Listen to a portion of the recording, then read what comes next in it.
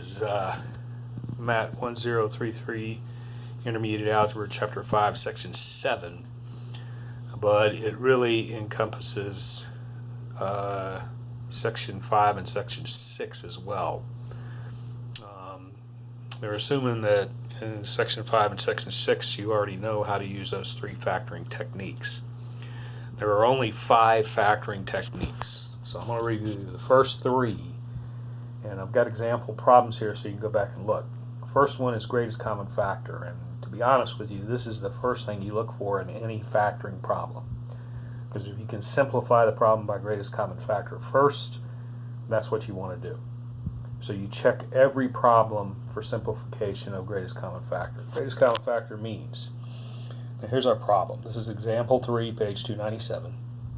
We have 17x cubed y squared minus 34x to the fourth y squared. First thing we do is we look at the coefficients, the numbers in front first.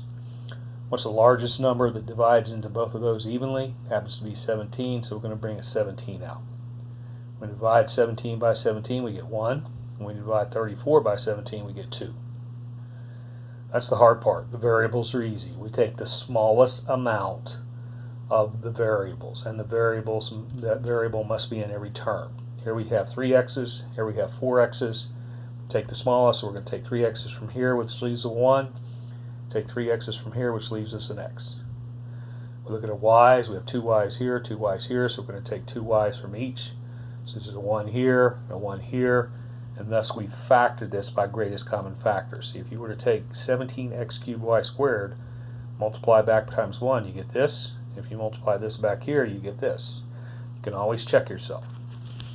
Second factoring technique that they're assuming you know is called factor by grouping. Now, let me explain something. You always check every problem with greatest common factor. After you've either factored it by greatest common factor or figured out that you can't, you look at the number of terms, because the factoring technique you use next is going to be determined by the number of terms. Factor by grouping is always going to have 4 terms. This is example 9, page 299. We have mn squared plus m squared minus 2n squared minus 2. 1, 2, 3, 4 terms. Anytime I have 4 terms left over, I know that the potential is greatest common factor. It won't be any other factoring technique. What happens with greatest common factor is we're going to group the first 2 terms, put a plus sign in the middle, and group the last 2 terms. The sign on the third term stays with it, and this is always a plus in between. Then what we're going to do is we're going to greatest common factor of the first set of parentheses. It has m squared here, m squared here, so we're going to take an m squared out. We're left with n squared plus 1 in the parentheses. On this one right here, we're going to take a minus 2 out. We're left with n squared plus 1. Anytime you do greatest common factor, you should have the same thing in both sets of parentheses. That's what allows you to be able to take the outside and put them together. So we're taking m squared minus 2, put it in one parentheses, and write the n squared plus 1 once. Now look what happens. See, if we were going to multiply this, we would take the m squared times the n squared plus 1. If I put my finger over that, see how where I have my finger over it, see that is this right here? And if I take this m squared and put my finger over that, see how this right here is this. So that's how we get that. We need both, the same thing in both sets of parentheses, but we only write it once when we want to factor. And just to make sure you understand, a factor is multiplying. Third factoring technique that they're assuming that you know is factoring trinomials. This is where we've done greatest common factor first, and we find out we have 3 terms left over. Greatest common factor. One thing I do want to review is the signs, because you can't factor it unless you get the signs right. Make sure you understand on the rules of signs. If I have a plus plus, it's a plus plus in parentheses. If a minus plus, it's a minus minus in parentheses. It's because if the last term's a positive in your trinomial, whatever is in the middle term goes in both sets of parentheses. The second rule is If your last term is a minus, then it's always opposite signs in parentheses. Now I put plus minus. It doesn't matter if you put minus plus. Doesn't matter. You got to know that. So here is example 6, 304. We have three terms. It says 3x squared minus x minus 1. See how the last term's a minus? So we're going to have opposite signs in here. We factor 3x squared into 3x times x. Factor 4 into 4 times 4, or 2 times 2. Now remember, what we got to do is we got to take a pair of these factors in the front, match them with a pair of factors in the back. That gives us this middle term. And so what's going to happen here is we figured out we have opposite signs. We need a minus x in the middle. So I can see that that 2 times 2 is not going to work. So I'm going to mark that out. Now what happens is I got to put these in the right place so I get a minus x. So I put my 3x here and my 1 here. When I multiply my inside times my inside, it gives me a positive 3x. That means I take my 4 and put it here, my x and put it here. When I multiply those, I get a minus 4x.